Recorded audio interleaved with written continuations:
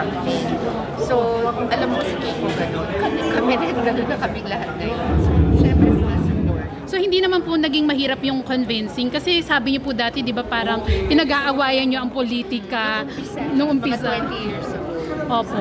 Ngayon hindi na. Kasi alam na sure kami sa yung alam namin intentions niya, yung sincerity niya, honesty. Pagmamahal niya sa bayan. And Senator Kiko is running as independent candidate po. No. I'm with the Liberal Party. Liberal. But I'm the only Liberal Party candidate. Naiwan sa Liberal siya na lang. Super loyal. So ano po ang pros and cons na nasa party pa rin po kayo? Kasi di ba po parang dati may naging statement din po si Ate Shawi na ang hirap po kapag may mga partido. Well, mahirap. Pero in the long run, siyempre, importante rin yung partido na yung hindi pa bago-bago. Yung palipat-lipat, nagpapalit ng partido parang damit. Diba? Siyempre yung partido has to stand for something. Liberal democracy, human rights, karapatang pagkao, freedom of speech, freedom of the press, freedom to choose, the right to choose, basta individual freedoms. So, ako in that regard, hindi ako balimbing. Since 2001, I have been with the Liberal Party and I have not switched. At least in that sense, di ba? Meron akong consistency and loyalty paniniwala. Ate Shawi kasi in the previous years, kapag tumatakbo si Senator Kiko, ang daming mga lumalabas na issues sa kanya. Like yung sa na-link na siya sa girl, sa boy. And this time, ano yung... Di ba po? Ninong ni Kaki. So this time po, ano po yung fake news na gusto nyong i-address? Na wala naman sobrang... silang masabi kasi nag-offer na nga ako ng ilang milyon noon sa mga pagpruweba sa akin na may chick siya di ba? Meron po may anak na, kung saan kawawa yung bata, paaralin natin. Pero wala sa ngayon, ano na lang, mga memes na Rehashed. Di complete. Rehash, paulit-ulit, tuwing election, lumalabas. Talagang may mga nakikita mong hidden agenda na nais kaming sirain. Because they know my family is one of my biggest, how do you call it? My love for my family is one of my biggest assets. Because people, the voters are yung mga kababayan natin, mahal nila pamilya. So para sirain ako, gusto nilang sirain yung pamilya. Talagang nakakalungkot. May mga taong napaka-desperado gagawin yung magsisinungaling. So Senator, ngayon talaga ang compared sa last election, yung pinakamatinding kalaban ngayon fake news. Oo, ngayon, iba na talaga. Yes, and that's why yung ating mainstream media, yung mga legitimate na mga media outlets should fight back. Diba? Let's take back our media space and make it, diba? Truth about about the truth. Shawi, kanina parang ngayon ka lang namin na nakitang dire-diretsong umiyak.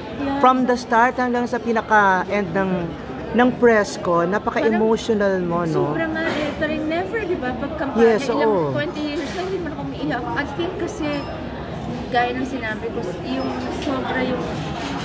sobra namin namimiss si Motherly. Ayan na naman.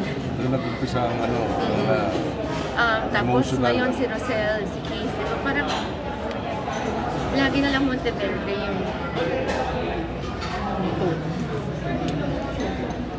Senator, laging Monteverde yung nagpapakita ng pagmamahal, hindi yung pag masasayang panahon nandyan sila.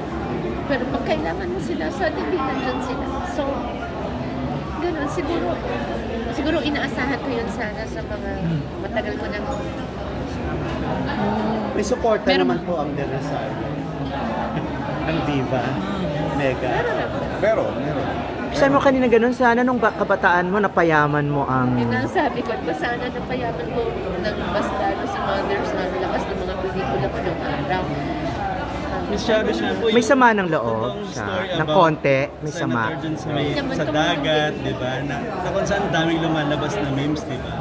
Napipikon po ba kayo doon? Nagka-trending, di ba? Yung mga memes na lumalabas. Alam kasi namin yung mga ini-edit yun so hindi pinapakita yung buo.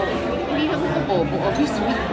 Magmula doon sa kumain siya sa Pampanga hanggang sa dagat, ano ba yun? Wow, eh. Di ba? Pero alam namin kasi hindi ko pa nakikita sa'yo. May mga lumalapit sa akin, natutuwa.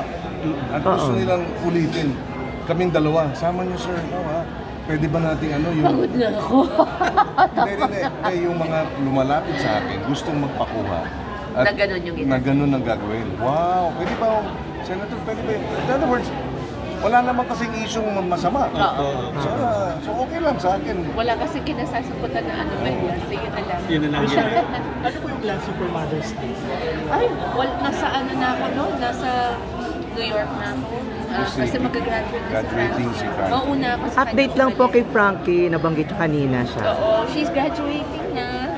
Okay na okay, hectic na hectic siya. So, at saka uuwi siya for good. You know what Frankie did?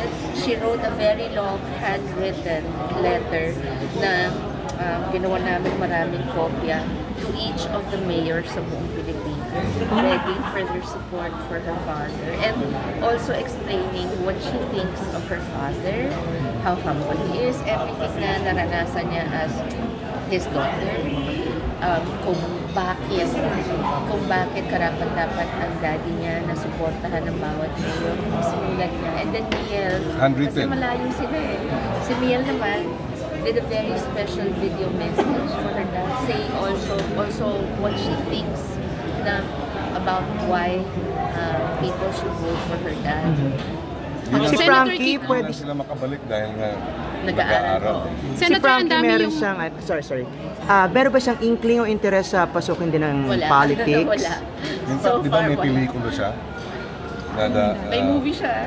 Hindi lang namin sinasabi. Sinushoot niya yung bakasyon with Direk Katsky Flores.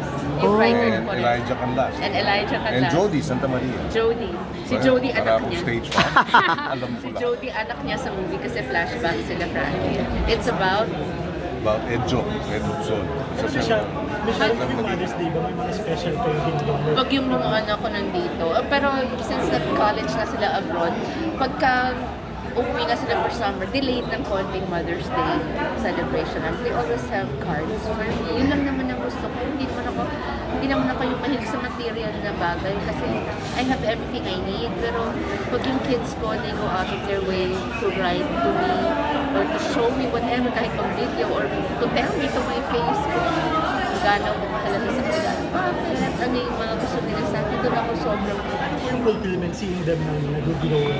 oh, they're very good kids. Yun talaga naman yun ang talagang dinasal namin mula na mag-asawa kami na pagbigyan kami ng anak. Muna bigyan kami ng anak. Pangalawa, pag may anak na kami, mapalaki namin na hindi mo sa sarili lahat, be entitled. Yung pagdating ng araw, makakontribute din sa Pilipinas, maski paano, whether through the arts or basta. Senator, kanina nabanggit nyo ang daming mga celebrities ang nag-endorse sa inyo freely or voluntarily. Si Casey's Concepcion po ba ay nagpahayag na rin po ng support for you? And kumusta na po yung relationship nyo ngayon? Well, ngayon busy kasi ako sa but I'm in touch with her. Yeah, sila, they're in touch. Meron din siyang sarili niya mga lahat ng pamilya meron tampuhan. So I think in time it will be resolved. So, but she supported me when I ran for vice president. All those years. So, in public figure. So, tsaka nagre-rest yung sa public issues. pahinga muna. At saka meron lumabas noon na nag-aaway daw yung mga anak ko dahil sa pera. Wala nga kaming minana sa tatay at nanay ko at buhay pa naman kami. So, ano yun? Napakababaw nung... Actually, yung pinag-away nila medyo may kababawan pero normal sa magkakapatid. Ganun lang. Pero Miss Sharon, kayo po ba willing na maging tulay kung may mga... Matagal na. Siyempre naman. Panganay ko yun. Tapos asawa ko siya. Mahal na mahal naman yung batas ko. And Casey is old enough, full-fledged adult. Kakaibigin. On a lighter note naman, kasi parang ikaw di pa dadala sa Thailand. Nakita mo ba yung picture na nilagyan ka ng SAS, ng crown? Ay, hindi. Thailand. Oo, pageantology. Sabi ko, ang cute. Oo, meron. Universe. Miss Yung mga Universe. ganun cute, di ba? Pag yung mga Thank you. Oh, katuwa. Senator, salamat. Thank you guys. Magbabanyo lang ako. Sorry. Mag-CR. Okay, thank you, Ate Shawi. Thank you, Love you. Sir. Ma'am Shawi, ma'am. May rain. Kailan lang po. Opo, opo.